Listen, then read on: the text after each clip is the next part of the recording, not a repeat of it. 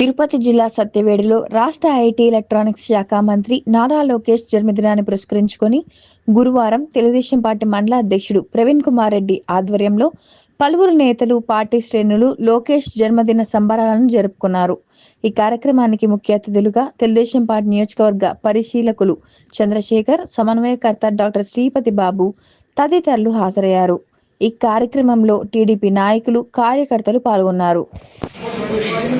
యువగలం నాయకుడు, తెలుగుదేశం పార్టీ జాతీయ ప్రధాన కార్యదర్శి, మాన్యశ్రీ మంత్రివర్యుడు శ్రీ నారా లోకేష్ బాబు గారి జన్మదినం ఈరోజు సత్యవేడు మండల కేంద్రంలో అంగరంగ వైభవంగా ప్రజలందరి సమక్షాన, పార్టీ పెద్దల సమక్షాన చేసుకోవడం ఎంతో ఆనందదాయకం.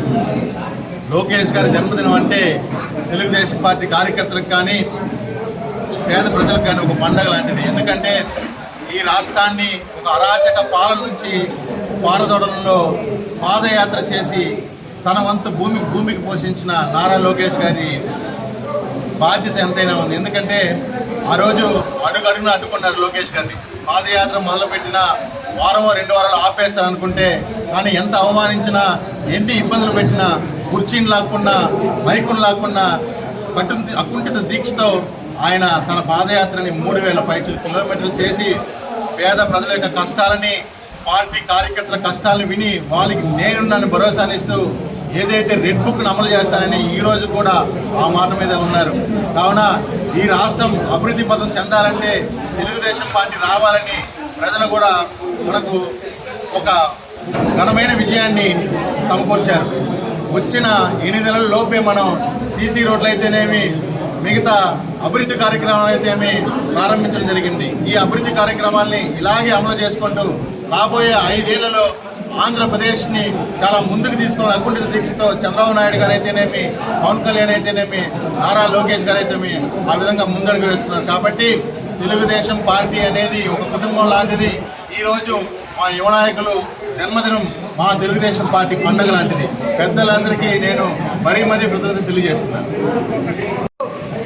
సత్యవేడు మండలంలో పార్టీ అధ్యక్షులు ప్రవీణ్ కుమార్ రెడ్డి గారు అధ్యక్షతన, అదేవిధంగా ఈ క్లస్టర్ ఇన్ఛార్జ్ భాషా గారి సహకారంతో ఇక్కడ బ్లడ్ క్యాంప్ నిర్వహించడం జరిగింది. ఆ రోజు మెడిప్లస్ వారు నన్ను వచ్చి, అలా ఈ విధంగా సత్యవేడులో కూడా లోకేష్ బాబు బర్త్డే రోజు ఒక బ్లడ్ క్యాంప్ మనం పెడదామని అడిగితే, నేను వెంటనే అధ్యక్షుడు ప్రవీణ్ కుమార్ రెడ్డి అన్నతో ఫోన్లో మాట్లాడడం జరిగింది. ఆయన వెంటనే స్పందించి ఖచ్చితంగా ఏర్పాటు చేద్దాం, ఇది మంచి ఒక ప్రోగ్రాం అని చెప్పి తెలియజేసి ఈ విధమైనటువంటి బ్రహ్మాండంగా ఏర్పాటు చేసినందుకు వీరిద్దరికీ కూడా కృతజ్ఞతలు తెలియజేస్తున్నాం. ఈ కార్యక్రమంలో ముఖ్యంగా మన పార్టీ పరిశీలకులు చంద్రశేఖర్ నాయుడు గారు, అదేవిధంగా పెద్దలు, గౌరవనీయులు, సీనియర్ నాయకులు సుందరరామరెడ్డి గారు కూడా ఇక్కడ వచ్చి ఈ కార్యక్రమం హైలైట్ కావడానికి ప్రధాన కారణం తెలియజేస్తున్నాను. మనం ఒక విషయం ఆలోచించాలి. ఆ రోజు మన యువ నాయకులు నారా లోకేష్ బాబు గారు పాదయాత్ర చేసి యువతలో ఉత్తేజం రప్పించారు. అదేవిధంగా ఈ రాష్ట్రంలో ఉన్నటువంటి అనేక సమస్యలను తన కళ్ళారా చూసి వాటి పరిష్కారం దిశగా ఈ రోజు ఆయన అడుగులు వేస్తున్నారు. ఇవన్నీ కూడా మనం గుర్తించాలి. గతంలో 2014 నుంచి 19 వరకు మనం అధికారంలో ఉన్నప్పుడు రాష్ట్రం లోటు బడ్జెట్లో ఉంది. అయినప్పటికీ మన నాయకులు, యువ నాయకులు లోకేష్ బాబు గారు ఎక్కడా కూడా తగ్గకుండా ప్రతి గ్రామీణ ప్రాంతాల్లో, మోకాళ్ళతో బతుకు ఉన్న ప్రాంతాల్లో కూడా సీసీ రోడ్లు 18,000 కిలోమీటర్లు వేశారంటే అది ఆయనకి పేద ప్రజల మీద ఉన్న చిత్తశుద్ధిని తెలియజేస్తున్నాను.